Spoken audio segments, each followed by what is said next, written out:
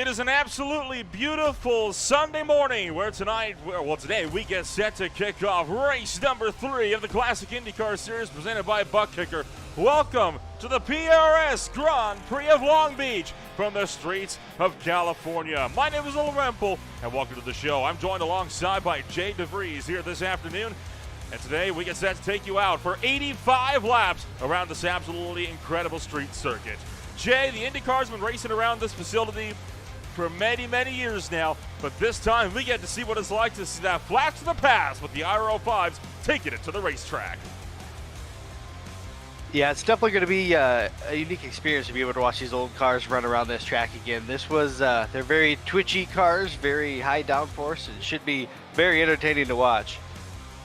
Should be an entertaining show to watch here this afternoon. Let's take a rundown of what your point standings look like entering today's race. Ethan Hagan, after dominating at Sonoma, has overtaken Cameron Dance with a points lead, following up with the third place finish in the season opener at Circuit of the Americas.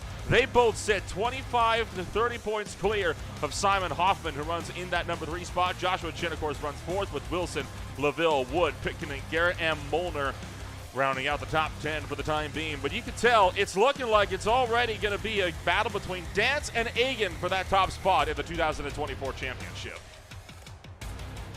Yeah, it's definitely going to be a tough fight between the two of them up there, and it's definitely going to be a close quarters shootout today. More like a cage match today. You got no room for runoff, no room for error. And I mean, we talk about how big the points gap is between second and third place, right? I mean, 14 points. You look, though, between 8th right now, then all the way down to 17, separated by just 11 points. It is an unbelievably tight battle for the midfield right now. And, of course, it is still early. There's a lot of time for that to improve. But this is, again, as you mentioned, one of those racetracks. There's no room for error. You don't have any of the runoff to help save you if you make a mistake. So we could very well be seeing some points shake up in a race of attrition. Absolutely. I mean, it takes the fastest line around here is right up against the wall, and if you're 6 inches off, you can go from leading this race to last place, no points. So it could definitely shake things up pretty fast. And no doubt we'll be seeing some points shakeups tonight, but we'll take ourselves with a little bit of a step back. There's no better driver than to talk about how this racetrack could drive than one of the drivers that runs the series itself. Let's go to Andrew Adair Saunders with your track guide here this evening. The Long Beach Street Circuit in California, USA. Track length 3.2 kilometers. 2 high-speed stretches, 11 turns, 2 ideal spots for overtaking. Top speed 280 kilometers an hour. Coming up to the final corner, making the turn very wide to have a good exit. On the throttle early and smoothly for a good exit, and now onto the start and finish straight up to 4th and 5th gear over the line to start a lap. Taking a smooth bend through not turn 1. Stay on the right hand side, but do not cross onto the pit exit line or you'll get a slowdown. Braking hard into turn 1, staying in second, easy on the throttle until you reach the fountain section, taking the curbs on the right hand side. Easy on the throttle to the next turn, taking the curb on the right hand side.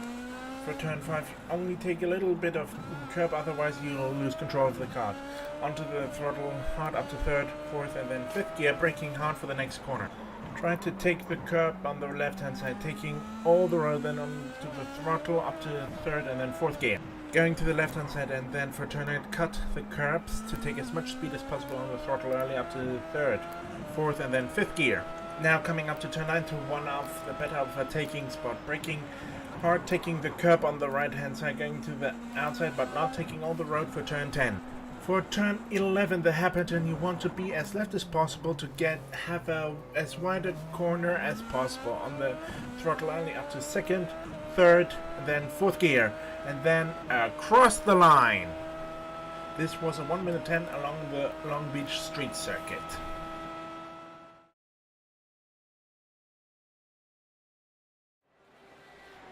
Well, we return back to the Long Beach Street Circuit. The final minute of warm-up is currently underway, and well, I mean, you can tell right there on that track guide, right, Jay, just how tight this track is and how tight those walls are. That final hairpin in particular, I've got an itchy feeling we're going to be finding ourselves with the wreck there in the opening few laps.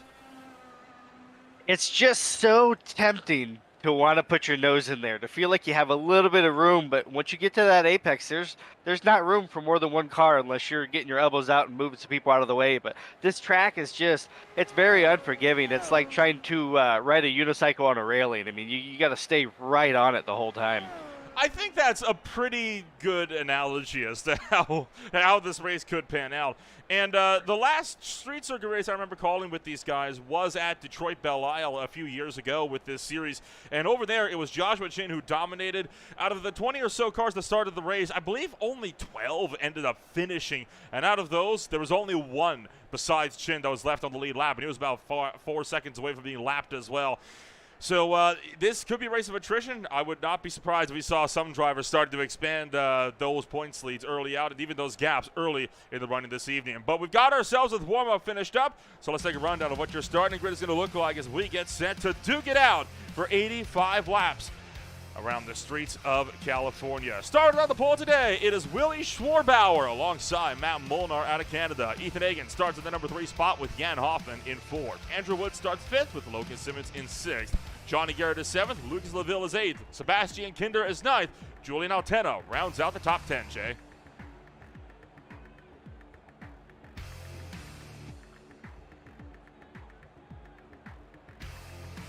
Looks like in 11th place we got Alila, and then over in 12th place you got Styles. 3rd place we got Shoemake, and 4th place we got Wilson. It looks like inside row we got Stum in 15th, and then Aiken out in 16th. Pickenen, if I'm saying that right, 17th, and Saunders in 18th. Surya in 19th, and on the back row we got Barnikov and Grosser bringing up the rear. All drivers gridded on up, but working to get ourselves rolling on a very short pace lap here before we get set to go to full green flag racing action. Robert Grosser at the back of the field, of course, the CIS founder, making his first start of the season. He's been attending the last 2 races, but more in a race control capacity tonight. He'll be starting this race on the after grid itself and making his first laps of the season. So the pace car going to lead the way through the final corner here of the Long Beach Street Circuit. We're happy that you're joining us here on this Sunday evening. As the field works itself out, we quickly double it back up as we get to the front straightaway under the Acura Bridge. It's go, go, go in the PRS Grand Prix of Long Beach. Schwarbauer with a good getaway. Molnar in hot pursuit as they thunder down in towards turn number 1. And it's going to be a tight battle here as we fire down through that opening corner. Take a look as they run towards the fountain section. Double file all the way back throughout this field. One car going off wide and into the runoff area. Schwarbauer, meanwhile, keeps it out front. That was Kinder that went off. And now it looks like we got a little bit of a pileup over there in the fountain section. It's definitely rush hour traffic in Long Beach, and we're trying to fit a square peg into a round hole. We got 2 wide cars trying to go into really 1 lane around that first part of the track. It's definitely a tight fit. Tight fit indeed. Schwarbauer keeps it up with the lead. You saw Matt Molnar twitching that back end out as we fire things up and around. We got another crash at the back of the field. Saunders, Aitken, Grosser all involved, and Saunders and Aitken will both be, Kinder and Aitken will both be forced to take tows back to pit road. So a few incidents then in the opening lap. You had seen Sebastian Kinder go in hot into turn number 1. Looking like it will be Willie Schwarbauer who will lead the opening lap of racing action tonight. But hanging on just to the gearbox is Matt Molnar, 1/4 of a second back. And this draft is powerful, especially on a long straight like this. It definitely leads you in to want to make that dive into turn 1, but these cars it's very much a risk versus reward. They're very twitchy. It's akin to balancing a pen on your finger there, and it's just, you got to get it just perfect to be able to get it through there. There's the big stack up with VJO and more all the way back through this field. That's what really caused the big pile up there earlier on in this one. And then after that, Andrew Saunders coming through the corner, looking like he collided with the 27 car of Andrew Aitken, spun himself into the barriers, and it looks like a good chunk of cars had to kind of stop behind. That's why we saw those problems. Jan Hoffman has also taken a tow back to pit road. That's one of the Vortex sim racing machines already. We're down to just 16 runners on the track at the end of lap 1. Yeah, that looked like just a situation of 2 drivers trying to be in the same place at the same time. There's obviously an ideal racing line around here, and there's not a lot of room on either end, and so it's just everybody's fighting for space and trying to figure out where they can be. You see how wounded Jack Stiles was, and that was all in that opening section of the racetrack and going off again. And Lucas LaVille, just a second ago, having a problem. This is up into the final hairpin. Oh, just swinging a bit wide, nearly running over the back of one of the Aero X machines. Once again, able to fight through. So Schwabauer continues to lead the way, but Matt Mullen and Ethan Hagen both keeping him very honest. With the conditions we have now, it's not too terribly hot out, but the track's at about 106 degrees, but we have a 20-mile-an-hour wind that is coming in as a tailwind into turn 8. I'm seeing a lot of cars get very loose through there. They're not having the rear grip that they're expecting to have with them having that tailwind going into that corner. I think you're kind of right on that one, which is why we see some of these drivers really tiptoeing it around here. You got this big battle for the lead. It is not the only one. You've also got to fight your little. Oh, big crash in Laville. The Frenchman has bent it hard into the wall, coming on down on the Seaside Way, and he's lost the front wing on that car as well. In fact, the whole nose cone's been torn off. And now another car slides up behind. That was Stum, Franz Josef Stum, with a big impact into the wall. Yeah, let's see if they can limp it around and hopefully maybe be able to put a nose cone on that thing, get back into the race. But any real chance of contention is going to be out at that point. It's just, like we said, this track's so unforgiving. You got cars with no suspension travel and some big bumps going through that turn. And I'm going to apologize. I think it was actually Alberto Surya that had that moment coming off the corner, just spun off the tires, whereas LaVille clipped the inside wall, and he made the same mistake. And oh boy, one driver, I believe that was Barnicow. That was not Barnicow, my apologies. It was somebody in there though, Hans Pitkinen, that just had a narrow escape trying to get around. Yeah, I'm hoping he decided to bring his brown racing chute today because it looks like he needed it there. Holy cow, a wild opening start to this race, and well, we knew attrition was going to play a factor, but I mean, it's the attrition really kicking off into overdrive. You're taking a look at the battle from fifth between Andrew Wood and Johnny Garrett. 0.4 of a second separating your number 5 and number 6 drivers. Further up the road, you've still got that battle for third on as well between Egan and Simmons. And then even further up, the battle for the lead between Schwabauer and Moore. Already we're seeing a lot of these battles starting to really break apart as a result of all of the attrition that we've been seeing in this race. Yeah, they're definitely, people are trying to find their feet, find their pace, and figure out where they're comfortable. This is definitely a risk versus reward track. So, I mean, you can make some serious pace right up there against the wall, but it's also very unforgiving. So you kind of got to figure out, hey, you know, what's your pace? What am I comfortable at? And what's going to get me to the end of this race? You can definitely tell that Molnar is keeping Schwabauer honest. I mean, he's keeping the pressure on him. May not have the speed to actually make a pass at the moment, but you might not need to. If you put enough pressure on the guy, he might make a mistake. Riding on board with Matt Molnar, the Canadian in the field as he tries to hightail it down the backstretch and fires it into the Firestone turn. Now back to the Indy left. You see how much time he loses right there through that Indy left, trying to close the back gearbox. But again, through that hairpin, you lose so much time in that little turnaround back on the Shoreline Drive. It does make it really difficult to get that big draft run down the main straight and in towards Toyota turn. It's such a tough corner. You really feel like you're threading a needle, and just getting through that corner alone is tough. Now you get a car in front of you, you lose a little bit of downforce, you lose a little bit of reference points, and it gets very, very tough to make it through there safe. Battles on for 8th. Jamie Wilson going the long way around Randy Shoemake through that long sweeping bend, and now be able to take that spot in style. He'll secure the 8th position. That was a move coming onto the front straightaway.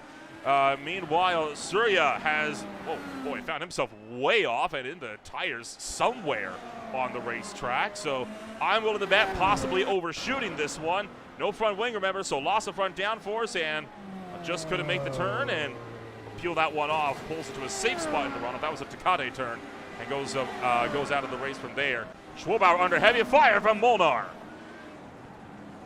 That's a choke point right there. Yeah, looks like he got a little bit of understeer there. They're just both fighting so hard for that position.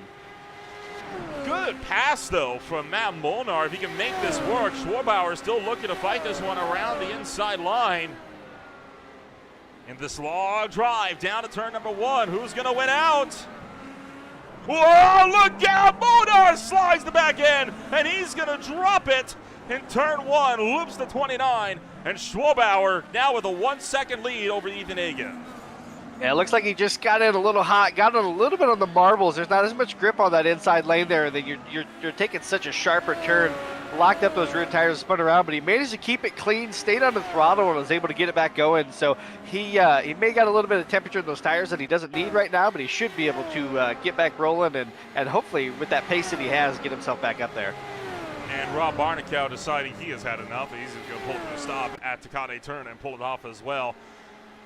That was an intense battle, though, that you had. I mean, Matt Molnar making that pass in the Indy, around the long way of Indy left and diving into the hairpin. It's a brave move, and it almost worked out, but unfortunately, with that mistake at turn 1, he'll drop back to 5th. But still a long race, still has the potential to make that ground back up. It's now up to Ethan Hagen to see if he can drive up to Schwabauer, two of the iconic motorsports teammates running 2nd and 3rd. Now, Ethan Hagen did lead every single lap at Sonoma, including through the pit stops because of how much pace he had. Now that said, Sonoma had a runoff area. This track does not. I wonder if that might be altering that pace and how aggressive he's being on the throttle. Yeah, there's definitely got to be some risk management going on, and depending on tire fall off and everything as well too, you're going to want to have something underneath you later in the run. You know, with Schwabauer fighting as hard as he was for first place, who knows how much he was using up those tires. So maybe Ethan might be saving his stuff a little bit, hoping that that Willie makes a mistake and he can pounce on it.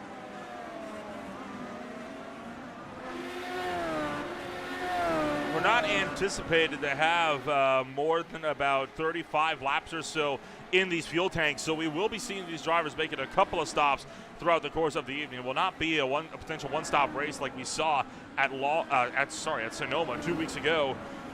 When you say all of that, Matt Molnar already started to apply to that pressure as he closes right to the gearbox there of Johnny Garrett. That was coming around through the final hairpin, and now problems for Franz Josef Stum as Stum drops to 10th. Molnar might be seeing red a little bit. He's definitely probably frustrated with spinning that thing around, but he knows he's got a clean car, and he knows that with the pace they have, he's got to start pushing now to try to make up that distance. On board with Stum, you saw him overshoot, and the back end just stepped out. Tell you what, he did a good job to lock it down and mitigate that damage. A little bit of a ding to the left front, but not a hard impact. Should be able to get that secured just fine. Now we see Molnar looking to the inside of Johnny Garrett. Can't make the attack at Takate as they work back up to Pine Avenue. And, well, by say that, he's just dropped it coming up and over the rise as well. That's another easy mistake to make that we haven't talked about a whole lot this race. It's very bumpy in this section of the racetrack. Coming up and over the hill, these cars do not like it when you overdrive them in that section.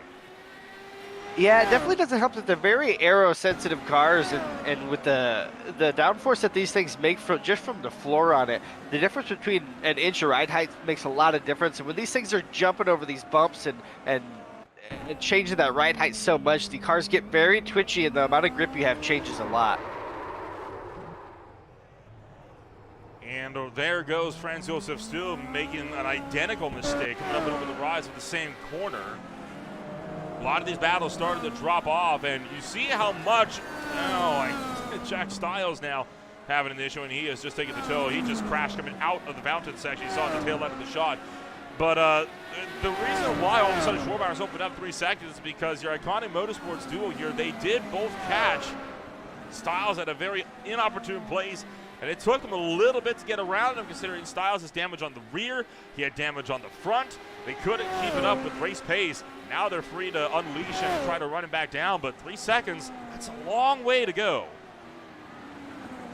Yeah, definitely here. And like we said before, that damage mitigation comes into play, and that risk assessment of, how hard do I push? Is it worth pushing to get that extra tenth if I'm right up against the wall and I might bend it at the same time? So it's definitely, it's a game you got to play. You're playing chess for sure.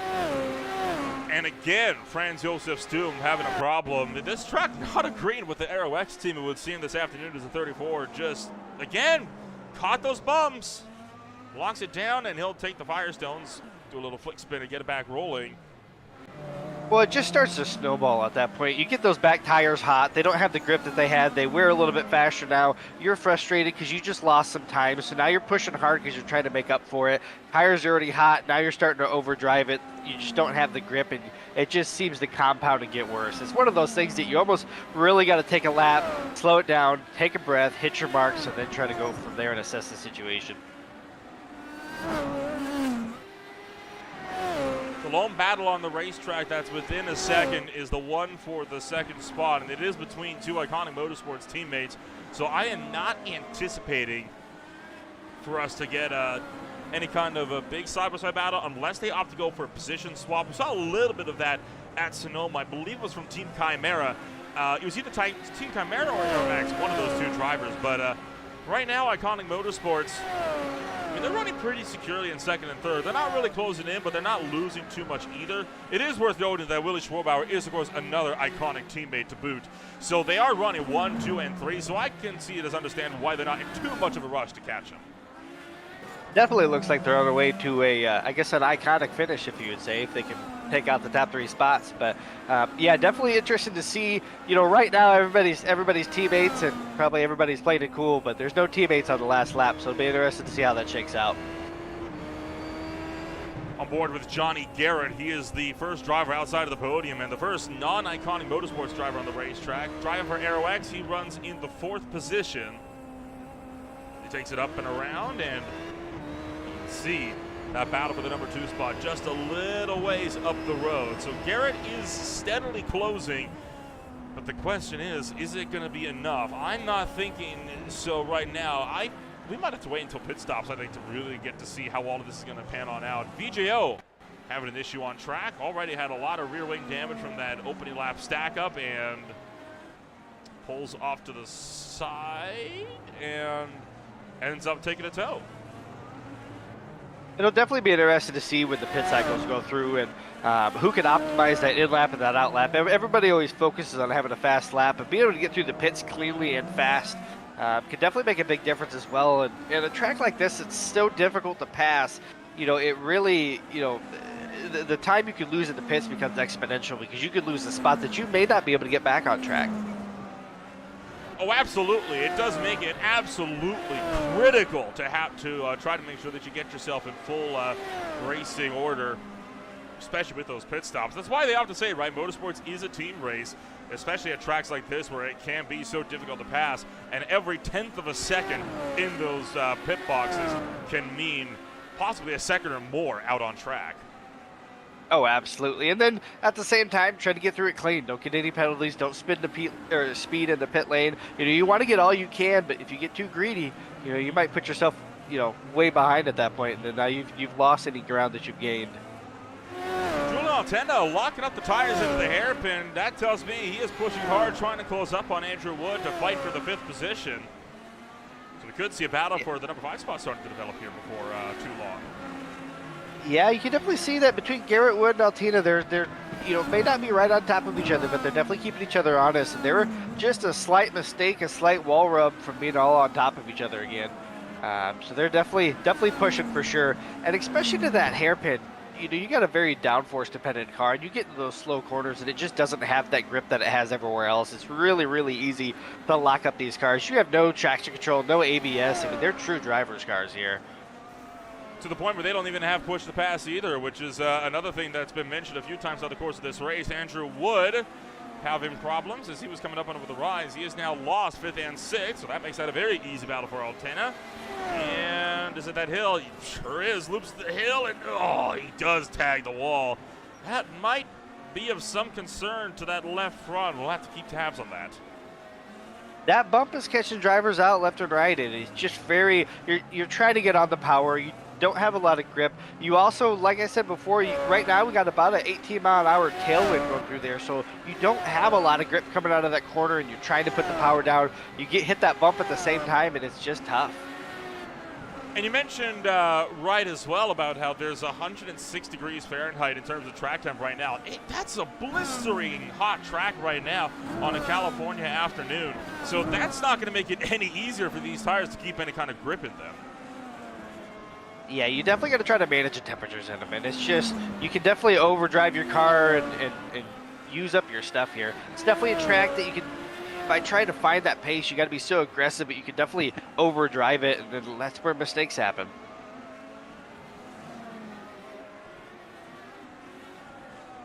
Currently, only 13 cars remain on the racetrack out of the initial 21 that took the green flag. 3 of them did not make it to the end of the first lap. Those drivers were Sebastian Kinder, Jan Hoffman, and Andrew Aitkener. They did not at least complete a full lap. Surya, Laville, Barnicow, Styles, and VJO also all in pit road for the time being. And out of that, everybody else still on the late lap, so at least no blue flags coming on up yet. But you know for a fact that Schwarbauer not too far away for catching Stum. There was bound to be some attrition in that first lap. I mean, you look at how narrow it comes into turn 1, and you had 2 rows of cars, 2 lanes of cars coming in like it was a Black Friday sale, and they're all elbowing each other out of the way. It was just, like I said, you were bound to have some attrition there. I really love that analogy, firing it like it's a Black Friday sale. That sums it up pretty nice. Here's a replay of the start to kind of really put emphasis on that in the run down towards turn number 1 and just how this went down. We're right on board, in fact, with the helmet camera here of Johnny Garrett. Again, going to give a good indicator. I mean, look at how tightly this track narrows up when you're firing through here. I promise you, it's not a lot. And then, of course, you get the big stack-ups, and luckily Garrett was one of the drivers that managed to avoid all of that lap 1 carnage. We couldn't say the same for a good chunk of the rest of the field. That stretch right there that we just saw him go through is one of the more unnerving sections of the racetrack for me, because that part really only is about 1.5 lanes wide. Well, turn 1 is such a tricky deal, too, because you just started the race, you came across a green flag, you're not coming into that turn at your normal pace that you would be doing it. So if you brake at your normal point, you're going to get run over. So you got to brake later than that, but then how late do you brake? How late is too late? And how much can you get and get too greedy and end up in the tire wall?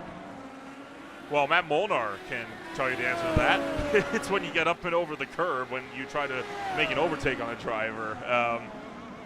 Molnar still running in 6th, and I mean, not as far as like the overall race goes. I mean, 12 seconds back. That's not horrible. He hasn't been gaining a whole lot, but I mean, that car is still clean, and he still clearly has some pace behind him. So I think Molnar could very easily still walk away out of this race with the top 5 finish. Oh, absolutely, and it's one of those things too. Is we're 17 laps into an 85 lap race. We got to be there at the end. I mean, you got to be there to see what's going to happen and see what moves you can make. If he can just stay in it, keep the car clean, he's probably told himself, hey, let's settle down a little bit, let's hit our marks, let's find our groove, and not try to push it too hard and see where things shake out. Another battle continuing to develop. We checked in just a little while ago on it is Andrew Adair Saunders and Franz Josef Stum. 0.7 of a second amongst the two. And there you see your race leader, Willie Schwarbauer, just in behind this pack as well, so about to lap these two. Stum and Saunders have both had their fair share of struggles here this afternoon, and you can tell they're both in risk management mode. They're both just trying to make sure that they're going to be there to fight it out at the end of this race. And in fact, it looks like Stum started to drop back. Sanders, I think, is starting to pull away. Yeah, it's definitely tough. And then at this point, too, you may only be 18 laps in, but you guys are working hard in the car at this point. You're trying to focus. You have to be so perfect every lap. And the longer this race goes on, the more that wears on you, the more it's easier and easier to make a little mistake and to go 6 inches too wide. And 6 inches too wide anywhere else, wouldn't be that big of a deal. But here, that's the end of the race. It sure is, especially in open wheel cars, right? I mean, you look at, for example, a late model stock that runs here. You can hit that wall all you want. You won't have too much of a problem. Not the case in open wheel cars. They tend to be a lot more sensitive, a lot more fragile, and the speeds they can carry is still immense as well, which does make it even more impressive when these guys are able to get side by side. I think for the most part, we've seen a lot of the side-by-side action already come to a close. What we'll be expecting to see this afternoon, a lot of the overtakes now are going to come either from mistakes, like we almost saw Saunders make, or they'll come from pit stops. Oh, absolutely. There's definitely going to be some strategy that's in play here, and really just put pressure on somebody, try to get them to make a mistake, and miss an apex that you can try to take advantage of it, as we see him lock up going into the hairpin there, which is, like I said, it's so easy to do there. The car really does not want to turn there. It doesn't have, these race cars don't have very much steering lock, and so you're just doing everything you can to try to get those little front tires to do something. And Schwabauer right on top now of that battle for 12th and 13th on the racetrack. So about to put these first two cars a lap down on pace alone. And this last lap by, Molnar is still showing he's got speed. He just put down the fastest lap. Oh yeah, he's definitely moving back there, and I think he's let his stuff cool down a little bit. He's relaxed. He's letting the race come to him. I think he's accepted that he may not be up there fighting for the top unless something happens, and there's no point in him overdriving it at this point. Schwabauer, will be interested to see how well he moves through this traffic. There's going to be more traffic later as the race goes on too, and see how nice people are willing to be to him. Made pretty short work of Stum and Saunders. He's made his way up and around. Now his teammates are just a little ways behind, and remember, they're in a battle for second as well. So we could very well be starting to see Logan Simmons and Ethan Hagan potentially start to consider maybe going for a position swap to see who's better at cutting through the traffic, especially since they've got Johnny Garrett only 0.8 of a second off of Hagan's gearbox. So we're about to have a three-way fight for the number 2 spot. Oh, absolutely. What makes it tougher, too, as the leader when you're coming through traffic, you're also the first one through there. So those guys may not be looking in their mirrors as much as they should be. And then as you go through and you move through traffic, every lap car you pass gets progressively faster and probably less likely to want to just let you cut through. So it gets harder and harder as you go through the pack. Johnny Garrett continuing to close in. You take a look at the lap deltas, and I mean, it's a pretty interesting story. What, half a second, and there we go. Logan, oh boy, I thought Simmons was going to let Hagan through for a hot minute because he pulled down to the inside. And Hagan even now looking to make that move on Logan Simmons. So I think they're starting to get a little bit twitchy over who's going to end up being the rear gunner supporter, who's going to be the tip of the spear. I don't think Johnny Garrett's about to wait to let them sort that discussion out. Yeah, Garrett looks like he's ready to make something happen on this thing. I think he's tired of waiting. He's ready to make a move. He's sitting there in the draft right now, but it's definitely going to be tough trying to get through both of them. You get past one of them, you start attacking the other one, and then all of a sudden Ethan's going to be back on your tail. It's definitely going to be an interesting chess game to see how this comes out. As well as lap traffic now coming up ahead of him. It'll be interesting to see how this all shakes out as they all bunch up together. Trying to see if he can make that look, and he will in fact back off a little bit as Franz Josef Stum pulls aside. He'll let the entire battle through. I think that's a wise move from Stum to make that kind of a decision, because he knows that Saunders up the road is going to have to do the exact same thing eventually. He's just hoping that they can catch Saunders in a place that'll be good for himself, and that way, you're not breaking up the battle for second, third, and fourth.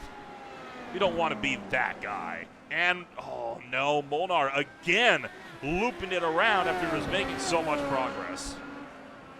And he's out. Yeah. Yeah, I'm sure he's just extremely frustrated at this point. It's just tough. I mean, like I said, it compounds. It just keeps getting worse. Oh, well, that'll be why he towed. Body slammed the tire barrier, and that would have, I'd imagine that would have broken the suspension on that car, which is why we saw him take that tow to pit road. That's a tough break, though. I mean, he was doing so well. He was up to second, fighting for it earlier, dropped at ones. He recovered up to sixth, then lost it again in about the biggest way possible, and that'll leave just 12 on the racetrack. It's tough when you catch that left rear like that, because then it just points your nose right into the wall and you got nowhere to go. And that's, once again, what's so tough about this track is that turn right there, where he was at, that was 6 inches from probably being the fastest lap. But instead, he's taking a tow to the pits. It's a tough break indeed, and we'll continue to wait and see how the rest of these battles are going to shake out. The battle for second starting to break apart a little bit more. Meanwhile, Andrew Wood and Jamie Wilson are going at it once again. And Andrew Adair's, oh boy, Saunders slow, and almost stopped against the outside wall. That's a risky place to be stopped as well at a corner where you have to track out all the way out to that outside wall. What are you willing to bet that he has body slammed that wall? Oh, I'm sure that there's definitely had to be some contact there. I mean, he definitely wasn't getting moving quick. Let's see what happened here. In too hot, and yeah, it wasn't even a hard hit. I know you can't. I know these cars don't have starter motors in them. Does that carry over to iRacing? Like, did that car maybe stalled and they couldn't get it refired? It's very possible that he stalled that out and might have had to tow because of it. It definitely looked like he got up just a little wider than he needed to, and he got out of those marbles. And like I said, at that point you have no aero to rely on. It's just all mechanical grip. And when you get on those marbles, it's just you're ice skating out there. Robert Grosser making his first official laps in the Classic IndyCar Series, at least in the 2024 campaign, was absent for the first 2 races, and he was among the drivers that got collected in that lap 1 melee. Spent a good chunk of time in the pits. Made his way out relatively quickly, and he has been just gradually taking these laps away. He is 2 laps down at the moment, running in the 12th position.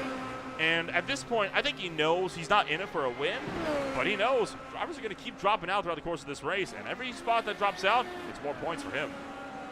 With this car and track combo, finishing the race, I'd consider that a win in itself. He definitely picked a trial by fire race to hop in for his first laps. Well, he has been watching on from the sidelines for the first 2 races as well, and of course he has been running this series for the last 9 years, so he's very much familiar with how this race works. And you see Stu closing the wall but keeping out of it, but I think Garrett's starting to put some pressure on Ethan, it looks like. Yeah, I was about to mention that as well. Johnny Garrett starting to get to the back gearbox of Ethan Hagan. Logan Simmons looking like he is now just a cork in the bottle. He got a decent run coming out of that corner on Ethan. We'll get a little bit of tow towards the end of it. It's not going to be close enough to make a move, but it's definitely going to make a difference. So 2 iconic motorsports drivers, and then of course Johnny Garrett, all running behind for Aero X. Ooh, that was close.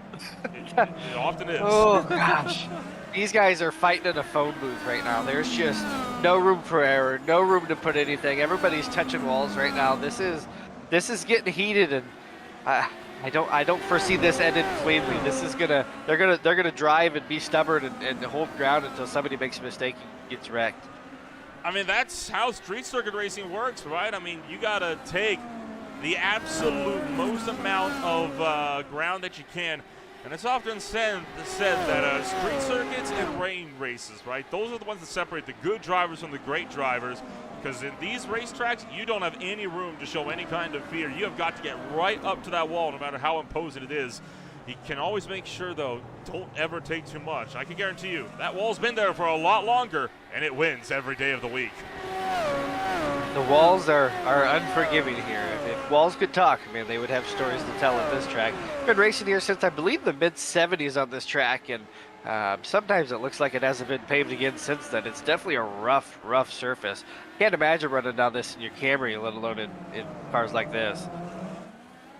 Well, I think a Camry might be fine. I mean, we have to remember that a Camry's got a much softer suspension than, race cars, so a little bit more bearable, I would hope, at least.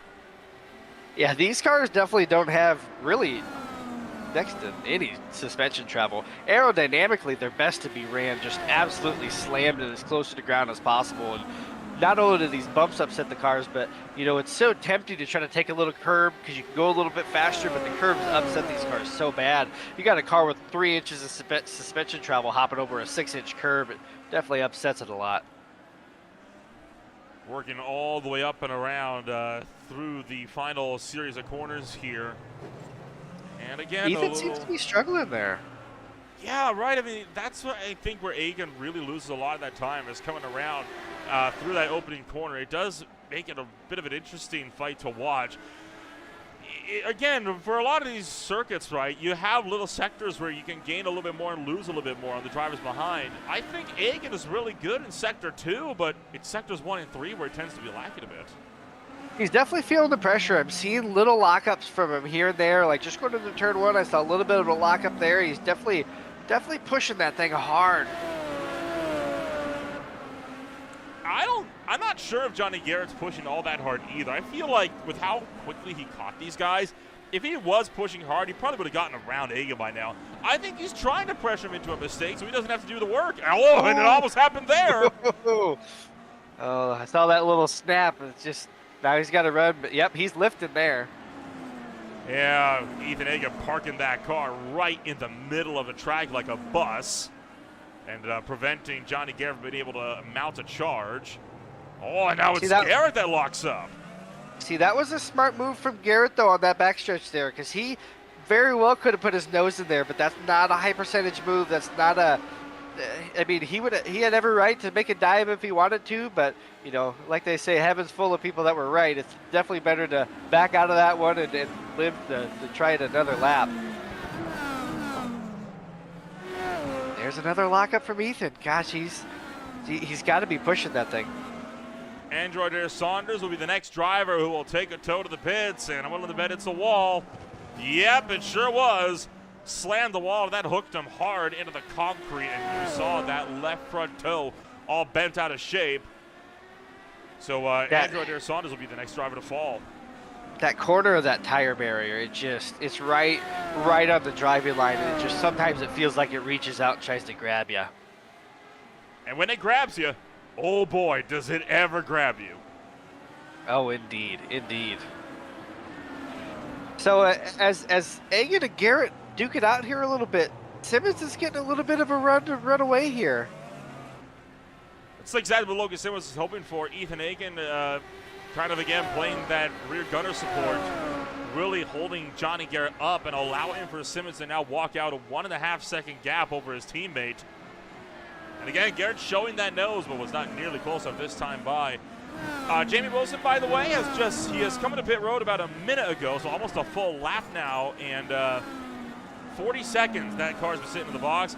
A typical pit stop, less than 10. So to say that Wilson's had some major problems, a bit of an understatement. This could be a race killer. Oh, look at that right front. That right front's destroyed right there, yeah. There's definitely some sad-looking cars sitting in pit road right now. Okay. So Wilson, I think, has found the wall.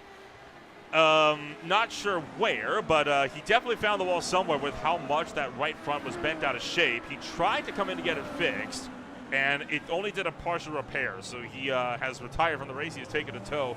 I believe that just leaves 9 now on the track. And we're not even halfway. Yeah, this is tough. You know, in this series, there's no fast repairs or anything like that. There's no push to pass. There's no traction control. There's no ABS. This is just old school, old-fashioned cigar and whiskey racing here. I mean, this is for the men for sure. On board with Garrett as he tries to run down Ethan Egan up the road. It's a tall order, but not an impossible order. So far, though, Egan has been a really difficult driver to get around, and I think that's the thing, right? I mean, it's frustrating to pass at a street circuit like this because of the challenges that are presented in trying to make moves. So with Garrett sitting there, I can tell that he's lifting at the end of the straight here and there, and I'm not sure if he's just trying to bide his time and make a move when it's prudent, or is he trying to save just a little bit of fuel. We're coming up really close to the end of our fuel run here, and does anybody try to jump into the pits and maybe do an undercut or an overcut and try to get a lap of clean air to possibly make a move? Trouble for Robert Grosser, already a couple laps down, and that hill again catching the car out, and this time spins one hard into the barriers instead of just going for a comfortable little flick spin. So that'll put Grosser out of this race. Well, the wind's not gotten any better in that corner either. It's actually about 21 mile an hour is what it's gusted up to. But the thing is, it's not consistent. You'll have a couple laps where it'll be 15, and it seems like when I'm seeing these guys spin, we're usually having a pretty big gust. So all of a sudden, you go into a corner, you're committed, and all of a sudden the car just has less rear grip than what you expect it to have, and it definitely catches drivers out. I think wind has a reputation for not being very consistent, even in the real world. I mean, just yesterday at the track, you know, I was outside doing some winners interviews. It was all well and good. All of a sudden, a massive windstorm blew up in the span of a few seconds, and we had garbage cans being tipped over. So it's insane how quickly the wind can ebb and flow. And that's replicated very well, I think, in iRacing as well. And you can tell with how these cars have to navigate certain sections of a very bumpy racetrack. Oh, absolutely, absolutely. It's always handy when they have a track that's got flags. You can kind of take a look at the flags and see where the wind's going. But this track is not a track that has very many options on that. You don't really have any good reference points. So unless you have telemetry or data or crew chief in your ear telling you where it's at, it's really easy to get caught out by it.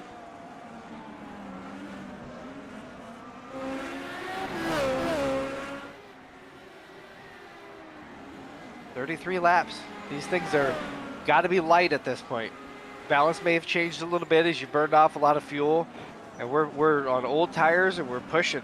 And who's gonna make a dive into the pit lane first out of the top three? It's worth noting that you know, in the DW12 era of IndyCars, back in the manufacturer aero era, these cars were generating equal to their weight in downforce at just 118 miles an hour. We're going way faster than that now. At 200 miles an hour, it was between 6.5 and 7 tons. I mean, it is insane how much downforce these cars generate. Now, obviously, again, that was with the DW12 Aero Kit chassis. It was not with the IR05, which is, of course, a whole other Aero Kit entirely. But it gives at least a little bit of a ballpark about the downforce that these cars can generate. So the fact that the wind is able to upset cars that have that much downforce is a testament to how wind sensitive they really are.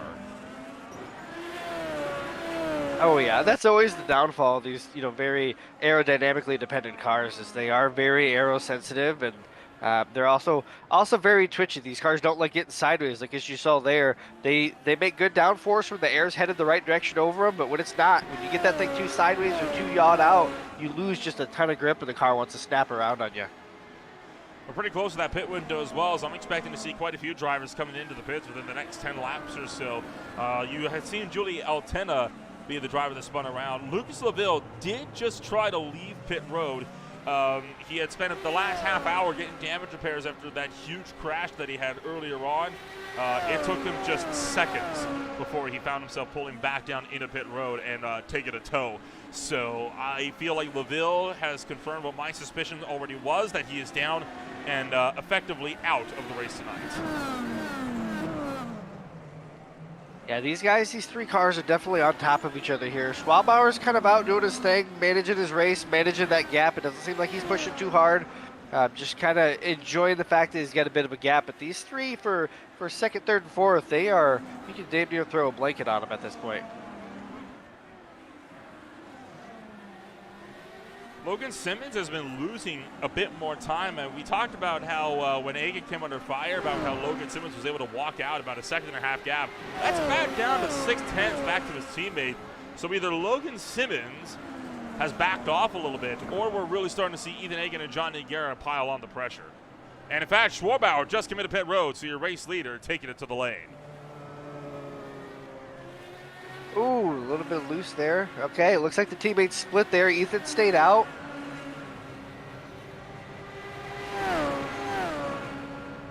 Ethan will stay out. He'll pick up the race lead. Johnny Garrett 7/10 of a second behind. Right now, Schwabauer is the one that will make that dive into pit road. And I didn't think he was in a pit stall at first, but he just went up on the jack. So that tells me he very much was. Now the question will be, where does Egan come out in relation to Simmons? Yeah, Ethan is definitely pushing right now. I'm looking at his lap data right now, and he's definitely moving, trying to make the most out of this in lap. good time to do it too, right? Because he's got a car right in front of them. They're about to catch as well with lap traffic. As oh boy, Garrett got close to the wall. So I think this lap will be the best lap to come on down before you have to worry about more lap traffic up the road. So diving through Firestone turn into the Indy left and back around to the hairpin. Will we see these two cars pit in this time? I gotta imagine we're gonna see at least one of them. Yep, yeah, they both go All nose three. to tail in there. Caught Hans Pitkinen as well as they came into pit road. Track map up on the top right of your screen. The 92 car, that's Logan Simmons. You're watching right now Ethan Hagen, who is in pit road. This is the battle for net P2. After doing 180 on the straightaway there, it definitely feels like they're just crawling through the pit lane here. It really does. And in fact, Garrett's going to jump Hagen. So Johnny Garrett, a second and a half better than Ethan Hagen in the pits. He'll be able to get out in front of FP2. There goes Willis Schwarbauer back. He'll retake the lead. There goes Andre Nelsonis, and here comes Logan Simmons coming around. And how about that? Garrett has jumped both iconic motorsports drivers through pit stops, and Simmons will just manage to retake third. Definitely a master move by Garrett there, but I'm curious if he took the same amount of fuel or if he took a little bit less, hoping that he can save a little bit of fuel up front, maybe be a bit of a cork in a bottle and hold those guys up behind him. It is a big gap, right? I mean, we're talking, it was a 9-second stop, well, 9.03 for Johnny Garrett, 10.85 for Simmons, and 10.65 for Ethan Hagen. Andrew Wood in the box for 11.13. I don't think Garrett